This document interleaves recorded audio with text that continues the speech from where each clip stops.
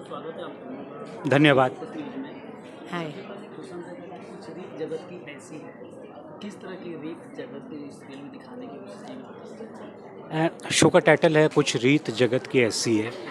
जैसा कि हम सब जानते हैं कि पूरे समाज में, पूरी दुनिया में अलग अलग किस्म के रीति रिवाज हैं, है ना।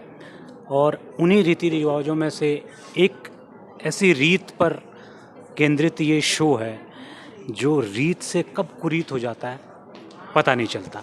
तो यही इसका टाइटल है, कुछ रीत जगत की ऐसी है। आप दोनों इस फिल्म में मामा और मामी बने हैं, जी। तो मामा मामी का क्या किरदार है, क्या योगदान है, कुछ बताना चाहेंगे? हम देखिए, हम दोनों मामा मामी का किरदार ज़रूर कर रहे हैं इस शो में, लेकिन अगर शो की बात करें तो ये किरदार मामा मामी से बढ़कर माता पिता वाले किरदार हैं, क्योंकि नायिका को जो है एक नायिका बनाने में इन दोनों किरदारों का बहुत अहम योगदान है। उसकी शिक्षा, उसकी सोच, है ना, उसको अपने पैरों पे खड़ा करना, ये बेसिकली मामा मामी की ही ग्रूमिंग है, उसकी अपब्रिंगिंग है कि जो है वो उसको अब मुखर होके जो है ना अपनी आवाज़ सामने रखती है और नज़र से नज़र मिलाकर दुनिया से बात करती है। मामी को हमेशा विलेन देखा जाता है, इसमें कैसे देखा? हाँ, ये सवाल मुझे बहुत लोगों ने पूछा और किया है। तो मामी खैर विलन नहीं है, ये बहुत पॉजिटिव कैरेक्टर है।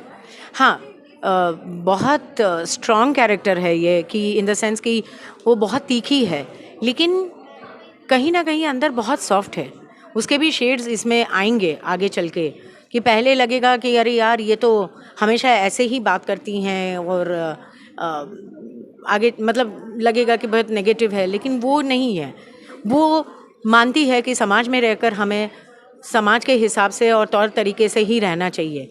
जबकि नंदिनी को मामा ने चूँकि मामा बहुत पढ़े लिखे हैं और वो टीचर हैं, तो उन्होंने जो सिखाया है उसको, तो मामी उस चीज़ को नहीं मानते।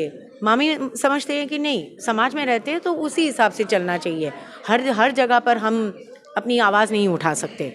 ये डिफरेंस है। दहेज को लेकर जो बातें उठी गई है, दहेज जो वापस करो मेरा दहेज, तो क्या ऐसा अगर सीरियल में दिखाया गया, रियल लाइफ में ऐसा होता है तो फिर कैसे पॉसिबल होगा? आज तक तो ये नहीं दिखाया गया सीरियल में, और रियल लाइफ में अगर होगा तो ड्रामा ही होगा, और क्या होगा बिल्कुल। जो हमारी सीरियल में है ड्रामा। तो बिल्कुल। इसमें क्या लगता है कि दहेज वापस कर पाती है?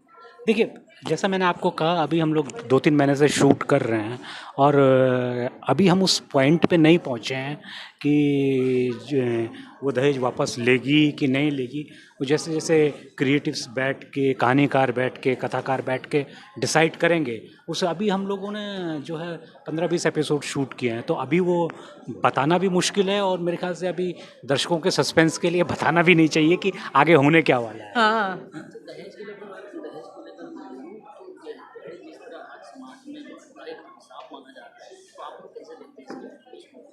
मैं तो डेफिनेटली, अगर आप, मैं तो व्यक्तिगत रूप से मैं तो इसका विरोधी ही हूँ, है ना, क्योंकि डाउरी सच में काफ़ी परिवारों को तबाह कर चुकी है ना, काफ़ी लोगों का नुकसान कर चुकी है, एक कुरीति साबित हो चुकी है समाज में। तो ये तो मैं तो बिल्कुल व्यक्तिगत रूप से इसके बहुत खिलाफ हूँ। यस, मैं भी बहुत खिलाफ हूँ, क्योंकि मैंने अपने खुद के ख़ानदान में ये नहीं देखा है। मैंने सिर्फ मेरे परिवार में नहीं, लेकिन जहाँ मेरे चाचा और जो भी हैं, मामा चाचा, या चाहे मम्मी के साइड से या पापा के साइड से, ये रिवाज हमने हमारे घर में नहीं देखा है।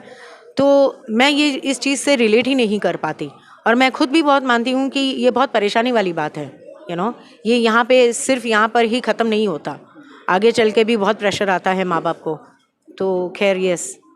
एक माँ बाप को बचपन से पढ़ाता है, लिखाता है, उसको खर्चे करता है, उसके ऊपर फिर दहेज देता है, तो कितना कष्ट होता होगा यदि गार्जियन अगर बताना चाहे। अरे बहुत कष्ट होगा। बिल्कुल बिल्कुल, बहुत, मतलब सी बहुत कष्ट है बेसिकली। भाई, जो रिलेशन होता है, ह्यूमन रिलेशन जो है, वो आप पैसों के हिसाब से नहीं तय कर सकते कि भाई वो इतना दहेज देगा, वो इतना दहेज लेगा, तो फिर जो है रिश्ता बनेगा, फिर आगे जाएगा। तो ऐसे नहीं चलता है समाज। ये खरीद फरोख्त नहीं है रिश्ते, है ना। रिश्ते आपकी आपसी समझदारी, आपका प्रेम, इन सब चीज़ों से उपजते हैं, पनपते हैं और आगे बढ़ते हैं। और जहाँ आप इसमें अर्थ लिया है, दहेज लिया है, इन इस प्रकार की चीज़ें लिया है तो बहुत तकलीफदेह होता है, फिर वो रिश्ते लंबे चलते भी नहीं। आप लोग के टाइम में दहेज कैसा था उस टाइम पर? आपकी शादी जब हुई थी तो दहेज चली थी कि नहीं? तभी तो मैं कह रही हूँ कि मैंने अपने ख़ानदान में नहीं देखा है, ना तो मेरे ससुराल वाले ने मांगा था पैसा और ना ही मेरे घर से कोई ऐसी बात हुई थी। और मैं तो बचपन से देखती आई हूँ कि ऐसी कोई बात हमारे फैमिली में या मैंने मेरे आसपास के लोगों में नहीं देखा है। हाँ, होता है, सिर्फ रूरल जगहों पे ये बातें नहीं होती है, इवन बड़े बड़े शहर में बहुत सारा होता है।